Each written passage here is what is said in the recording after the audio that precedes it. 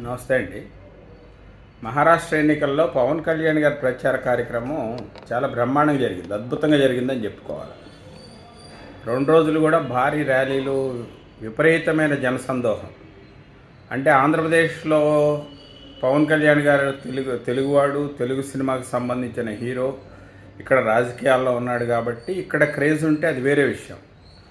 కానీ మహారాష్ట్రలో కూడా పవన్ కళ్యాణ్ గారి క్రేజు అంతా ఇంత కాదు. చాలా అద్భుతమైనటువంటి రెస్పాన్స్, బ్రహ్మాండమైనటువంటి జనసందోహం, ఆయన ఆకట్టుకునేటువంటి ప్రసంగాలు, ఆయన చాలా అద్భుతంగా జరిగింది. అంటే మహారాష్ట్ర ఎన్నికల్లో మహాయతి కూటమి విజయం సాధిస్తుందా లేదా అనేటువంటిది, అంటే ప్రధానంగా తెలుగు ప్రజలు ఎక్కువగా ఉన్నటువంటి ప్రాంతాల్లో తెలుగు ప్రజల యొక్క ఓట్లు కీలకం. అంటే ఆ నియోజకవర్గాల్లో గెలుపోవటంలో శాసించేటువంటి అవకాశాలు ఉన్నటువంటి నియోజకవర్గాలు చాలా ఉన్నాయి. సుమారుగా ఒక 30 నుంచి 40 నియోజకవర్గాలు ఉన్నాయి. పవన్ కళ్యాణ్ గారి పర్యటన వల్ల ఆ నియోజకవర్గాలు ప్రభావితం అవుతాయి. ఖచ్చితంగా ఆ నియోజకవర్గాల్లో మహాయతి కూటమి గెలవటానికి అవకాశాలు ఉన్నాయి అనేటువంటి అంచనాలు అయితే జరుగుతున్నాయి. పవన్ కళ్యాణ్ గారి పర్యటనకు ముందు ఉన్న పరిస్థితి వేరు, పవన్ కళ్యాణ్ గారి పర్యటన తర్వాత ఉండేటువంటి పరిస్థితులు వేరు. ఆయన ఎందుకంటే ఒక జాతీయ నాయకుడిగా ఎమర్జ్ అవుతున్నారా పవన్ కళ్యాణ్ అనేటువంటి భావన కూడా అందరికి కలుగుతుంది.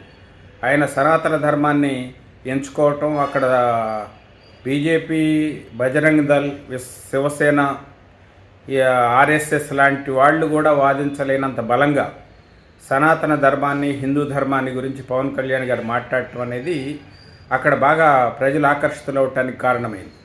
దానివల్ల ఏంటంటే ఒక బలమైనటువంటి జాతీయ నాయకుడిగా పవన్ కళ్యాణ్ గారు ముందుకు పోతున్నారనే విషయం అయితే అర్థమవుతుంది.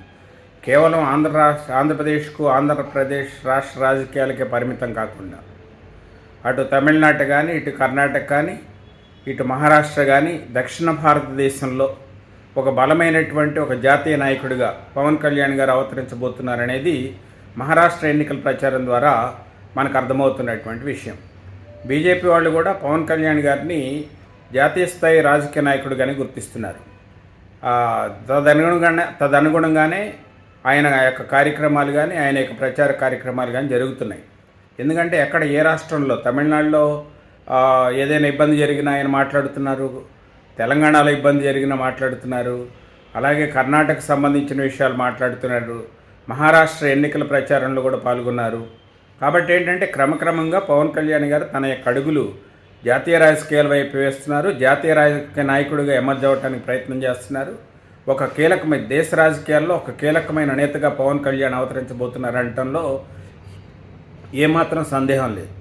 ఆయన యొక్క ఉపన్యాసం కానీ, ఆయన యొక్క అడుగులు కానీ ఆ విధంగానే ఉన్నాయి కాబట్టి మనం భావించవచ్చు. చూద్దాం ఏం జరుగుతుంది.